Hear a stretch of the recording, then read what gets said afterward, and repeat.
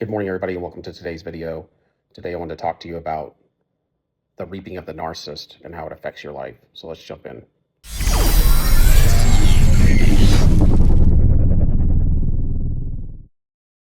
When you're with the narcissist, when you start to go into a relationship with the narcissist, you are unaware of what they're dealing with, the dark energy, the demonic spirits that they are housing. And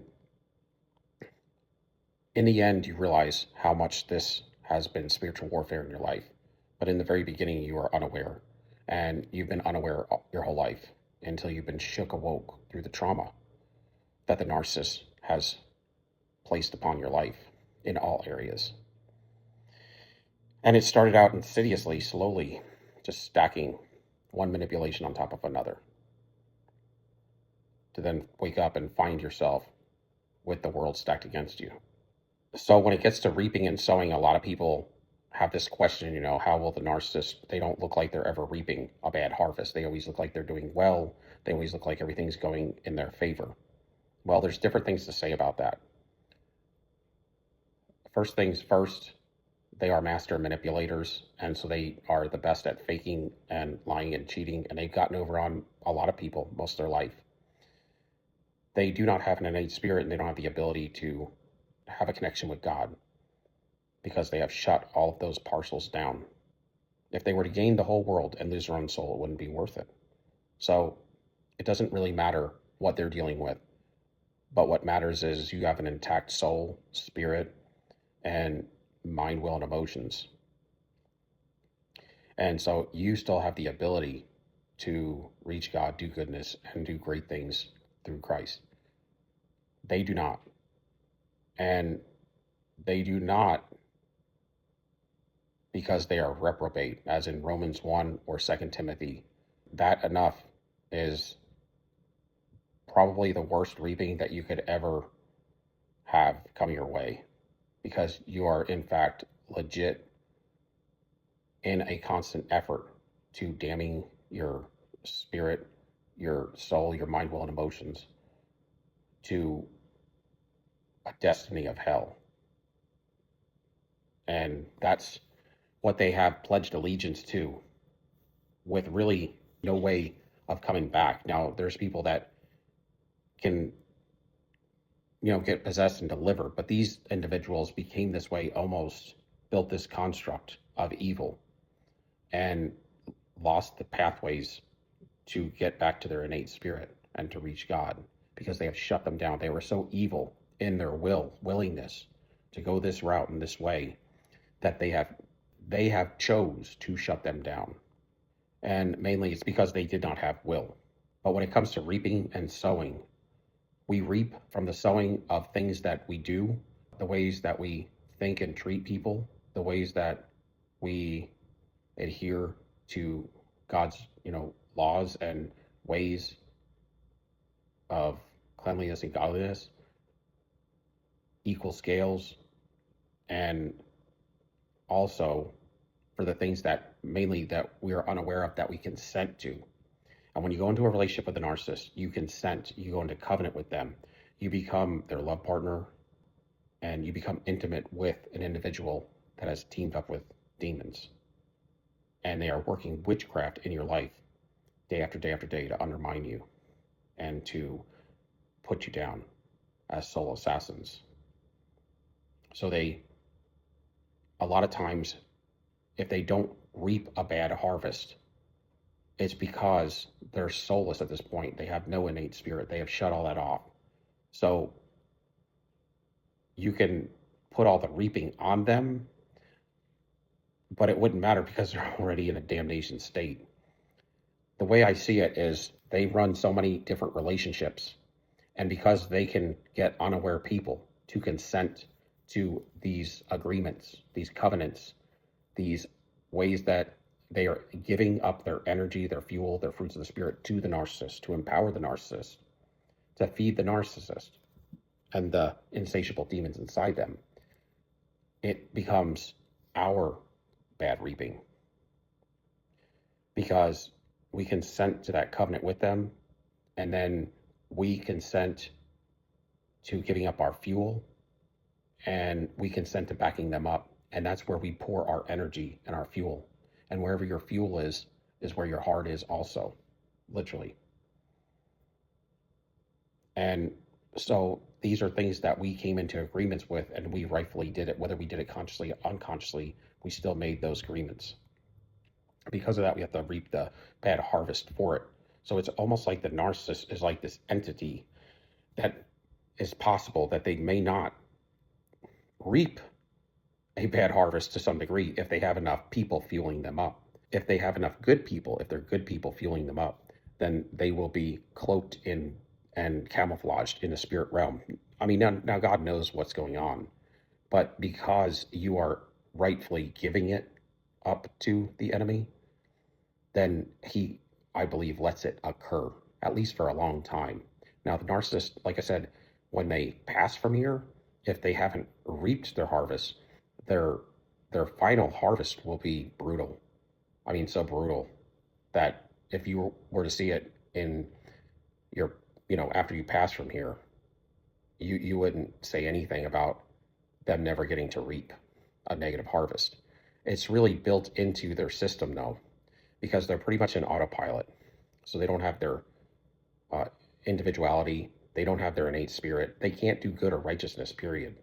And so to live like that, to live in evil, is to never have peace, to always be running around trying to devise evil and to look over your shoulder and look behind your back because there's people that are always coming for you because you're doing nothing but evil. And then to know that when you leave here, the narcissist blocks all this out. But when they leave here, they're going to a place, and it's going to probably be the lowest parts of hell, really. If there are stages of hell or segments of hell, I mean, they are the worst, because the worst you could be, and I believe Christ showed us this, is that wolf in sheep's clothing like Judas. And that's exactly what they are. They're here and they've given up on all goodness. And they are just like the character of what the enemy Satan would be. Exactly. And they have to walk around faking and falsifying everything because that's their whole life. So that in itself is horrible reaping. There's always contention. There's never peace. There's never joy. They're always miserable. They always sabotage their relationships because they run cycles, and they could never have a long-lasting relationship with anybody in goodness. And it couldn't be, even if they wanted it now, because they cannot cultivate the fruits of the Spirit or get to their innate spirit. They're empty inside, so empty inside that they have to chase others and be with other people at all times because they have nothing inside. They have no inside voice. They have no way of redemption, and they're known for the worst thing, the worst title that you could ever be known for, a wolf in sheep's clothing, a coward. And because of that, what they do is they get people around them that are the best people they can find, that consent to giving up their energy. And so they switch energy with them. They do a lot of flinging of their negative energy onto people and absorb their good fuel, causing contention, destruction all around them. And they walk away with that good fuel, and they go out and get more supply, and they just keep metastasizing into the public arena and into society, usually putting light after light out all over wherever they go. A lot of their supplies are lights, and a lot of them are narcissists. So they also get the contention amongst narcissists and narcissists, where they're cheating on each other and doing each other over. So if they can camouflage themselves every day, all the time, and get enough supply to do that, if they are that good, they may not reap a harvest in that sense, in my humble opinion, because they're walking around and you accepted their energy. You see, they cannot get forgiveness for sins, so all they can do is fling it. That's my point. So it's kind of like saying this because when you're soulless, like they have gotten, it gets to a place in time where it gets to a place in time to where a point in time, a space in time to where it may not even make sense that they could get reaping, negative reaping, or their whole life all the time, every day is negative reaping. But what they do, they cloak themselves with other people's fuel, camouflage themselves. In the spirit realm, they look like you because you gave your energy up willingly to them. So they got your good fruits and your good spiritual attributes, and they're walking out there, and you're walking out there with their negative energy. You look like them, they look like you. They act like you and imitate you when you're not around. And you are imitating, acting like them because you're wearing their fuel as well. And so you're going to act like them, respond like them during that period of time when you're burning that fuel off. Now, when they're burning yours off, and if they get it over and over and over from you, they can continue to do this, and you're going to continue to be destroyed. Now, they're going to be destroyed on a daily basis along with you, but they may get a harvest sometimes of good finances because they are heartless. So they'll go out there and they can destroy people with no conscience. They don't care. So they can advance in the world, but they just have no conscience. They have no love. They only hate. They only want to devise evil. They want to get adrenaline, and they're adrenaline junkies. They're deceived to the highest level, and they have no spirituality to them at all. Totally physical in the materialistic world. They only talk about spirituality if it accentuates that mask. Have more power and control by going that route, or more supply. So if they can cloak themselves forever, you may not see them reap a negative harvest like you would like to see, but best believe they are reaping it. So that's kind of how it works. They cannot get forgiveness for sin, so they just fling it on people. They either fling it on people, or if they have supply and that supply sources are in covenant with them and they agree to give it up through projection if they accept it, or if they react and accept it, if they apologize for something they didn't do, or they believe through gaslighting that they did it. If they keep pouring into the narcissist their love, their heart, their blood, sweat, and tears into them, then you're going to reap it. And then when you go out there with your camouflage fuel to get new supply, and they destroy other people with your fuel, so now you have to pay for the negative reaping for keeping them up. When I say that you put a roof over their head, you put money in their pocket, you feed them, and you pay the electric bill and all that, that's what I mean when I say you give them your fuel, because you're feeding them, you're housing them, you're supporting this, what's around them, protecting them. You are single-handedly protecting them by giving them your fuel, especially if you do it on a daily basis. Now, when they go out and destroy people with your cloaked fuel, your good fuel, your good traits that they've convinced and seduced people with using the Jezebel spirit, or destroyed people with using the Leviathan spirit, the demonic spirits, then it's like that you could punch somebody, but then the ball in the chain, if it was to hit you next. So when you give your fuel to the narcissist and you allow them to absorb your fuel, and you go into covenant with them, pour into them, because they're empty, soulless beings, and you should know better. If you're in your right self, if you're walking the path that you should be. See, when the narcissist finds you, you're not on your path. You've gotten off your path. The narcissist comes to definitely for you to learn a lesson, but to wake you up is the way, I believe God wants this to work, and to help you to understand what's really going on in the spiritual realm, because you're seeing now the spiritual in the physical realm in front of your face, like for real. So what people in church a lot of times will say, they're fighting spiritual warfare. To some degree, you understand it now from a reality's point of view. Okay? Because it got so tangible in your life. The destruction, the reaping, the negative reaping, and the hatred, and all of the pain, the anger, and all of the wrath that came at you for all the negative things you've done, that now you can see it. You can see it in people's character. You can see it when you walk around. You can see it in their swagger. You can see it. And so it's like an extra gift of discernment. And others will probably never know that to that level. And they will not understand contracts and consents and the way you give your fuel up. So they can't get forgiveness, so they just have to fling it. That's what they do to get rid of it. And it's almost like, your sin is held up in your emotions, I've said before, because it seems like when you accept that negative fuel, it's full of sin. It's like you pay for some sort of sin, but because they cannot repent, but they're already damned, you agree to accept it. It's almost like they can't carry all of that burden forever, so they fling it on people. And because people accept it, they almost have to pay for some of the things the narcissist does. Now, when they go out cloaked in your fuel, you gave it to them, that's like getting punched. That's the first set of negative reaping, in my opinion. Now, when they go out and destroy somebody else, that's when the ball and chain comes and hits you later, because now they're destroying other people with your consented fuel that you gave them. And so what happens is, when you start to wake up to this, you take the rose-colored glasses off, and you take them off, begin to awake from this spell, because you start to see from all this trauma what's really going on.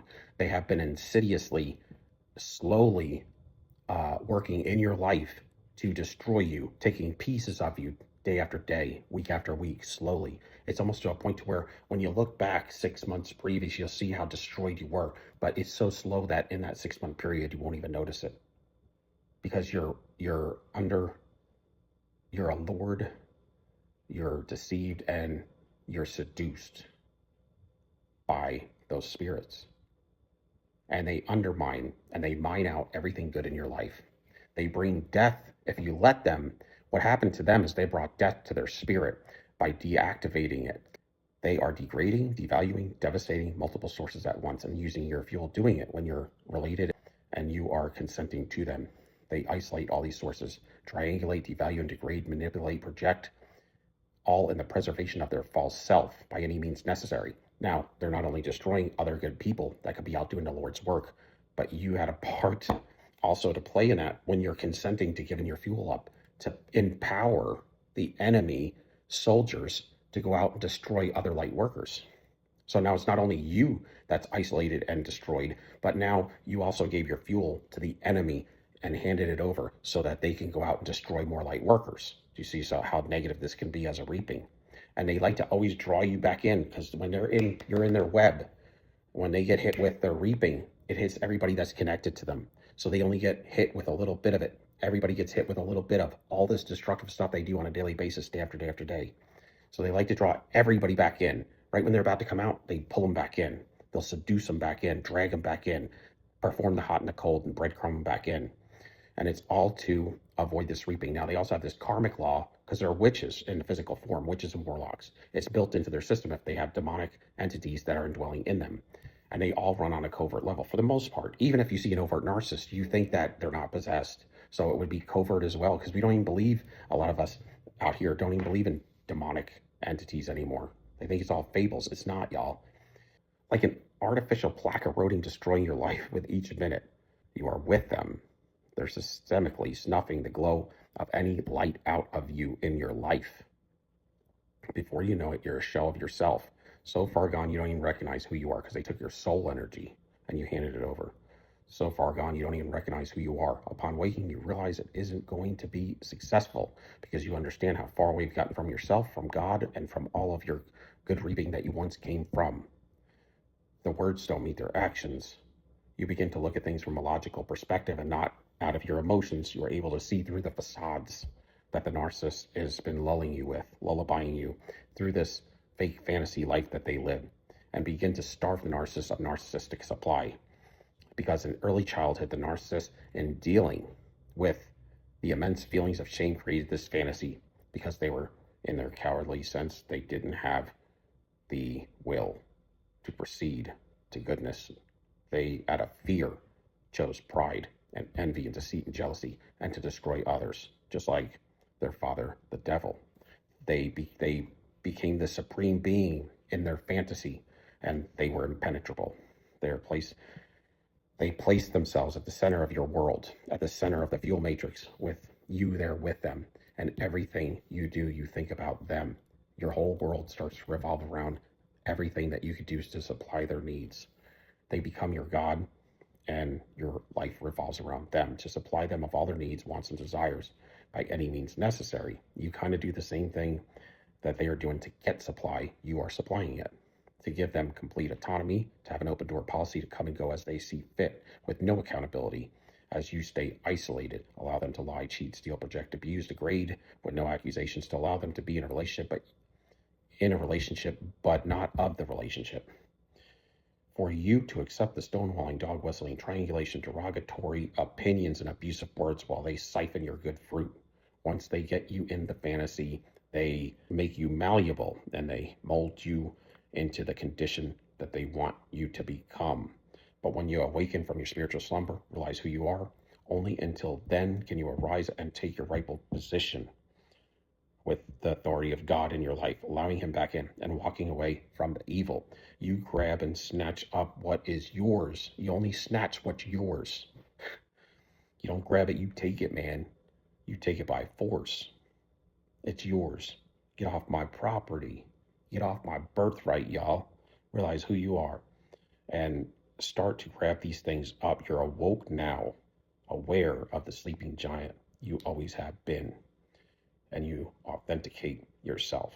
Aware of your value, you wipe the scales and the sleep from your eyes now to clearly see who you are. All the people in the past that were part of the life that were taking you down one by one, they were all sucking from you.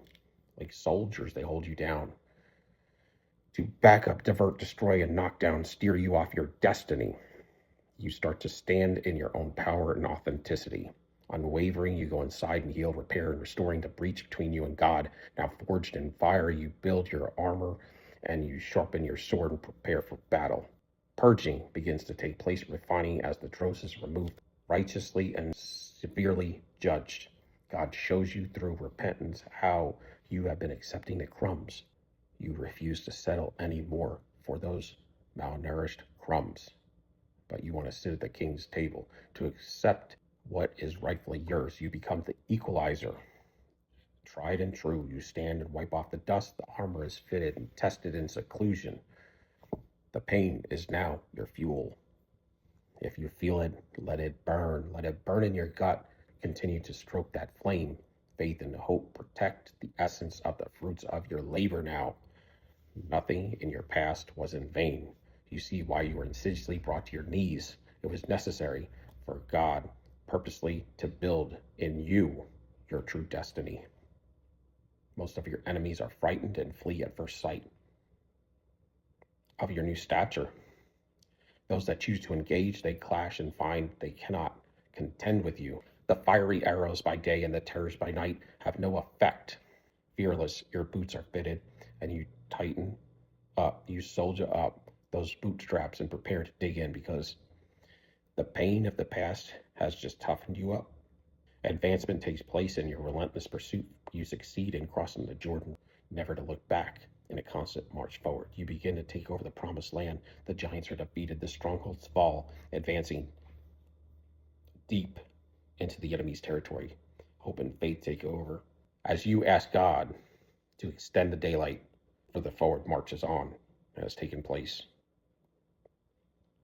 and the time has come. Prepare for battle. Peace, y'all. Soldier up. Till next time. We out.